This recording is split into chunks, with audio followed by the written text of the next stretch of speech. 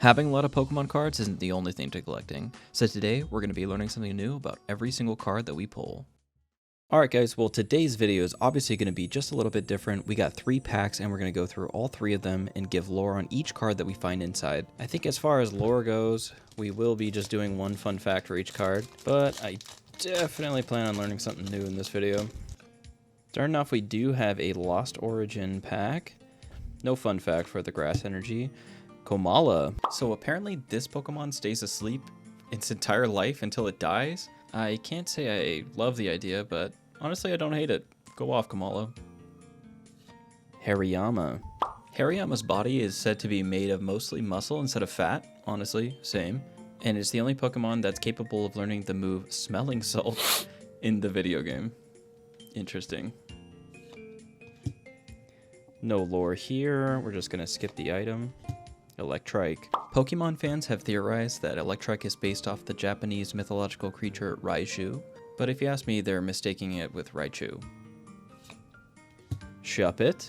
People in the Pokemon world are actually nicer around Shuppets because they feed on anger, jealousy, resentment, and malice.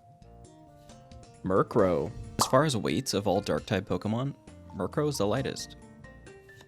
Wurmple. Ken Sugimori once stated that Wurmple's main function was to teach evolution, much like Caterpie did. Tynamo. Tynamo and its evolutions are actually the only Pokemon with no weakness. And our reverse is the Galarian Stunfisk. Apparently the green marks on Galarian Stunfisk's face are supposed to represent footprints to help it camouflage. And last off, we do have the Darkrai holographic. Darkrai's name is derived from the English word dark and the Japanese word for dark, kurai. So technically, dark. Next up, we do have another Sword and Shield pack. It is Brilliant Stars. Once again, Sword and Shield will go 4 from the back. Starting off with Sharon's Care into the Pachirisu. Not the most interesting fact, but Pachirisu uses its tail as a pillow when it sleeps, and I just thought that was super cute. Next up, we got Kindler and a Chimecho. It's rumored that Chimecho was supposed to be a mythical or legendary Pokemon because in the coding of Gen 3, it's actually the last Pokemon entered. Gibble's up next. Gibble often hurts himself by biting on his enemies because he's so clumsy. So bad, in fact, that his teeth fall off, but luckily he grows them back in a few days. And Turtwig. As far as all starter Pokemon go, Turtwig is the heaviest. Trapinch. Trapinch is based off the larva of an antlion, which is called a doodlebug, which sounds cute, but trust me, they're really disgusting. Oh my God! Piplup. Despite being a penguin, Piplup is actually shown in the anime flying short distances.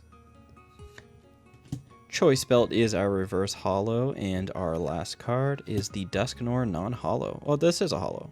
That yellow thing on Dusknoir's head is apparently an antenna to the spirit world that tells him to take people there. Last up, we are jumping into 151. Probably a lot of facts about these cards that everybody, or at least most everybody in the Pokemon fandom already knows. Here's the code. Starting off with a Zubat. Despite his lack of eyes, Zubat can still learn Mean Look. Goldeen. A lot of people don't know that Waterfall was actually in Generation 1, but only Goldeen and Seeking could learn it. Nidoran. The shiny version of female Nidoran is the same color as male Nidoran. Ghastly. Despite being a ball of gas, Ghastly actually weighs 0.2 pounds. Shouldn't they measure him in moles?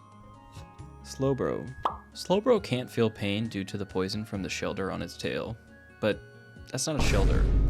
Why is everyone okay with calling this thing a shelter? It's clearly not. Ivysaur, love that art.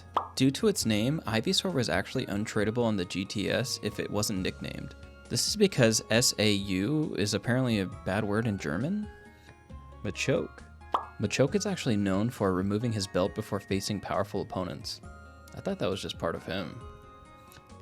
Protective Goggles is our first reverse into the Magneton reverse. Magneton is apparently 3 Magnemites put together, but he weighs 10 times as much as 1 Magnemite. And last up in the rare slot, we do have a Moltres holographic. I'm sure a lot of people know this one, but the trace in Moltres stands for 3 in Spanish, and its counterparts Arctic Uno and Zapdos have them too.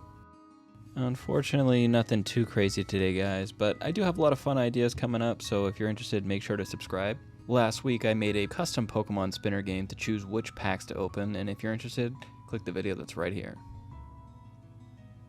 Bye!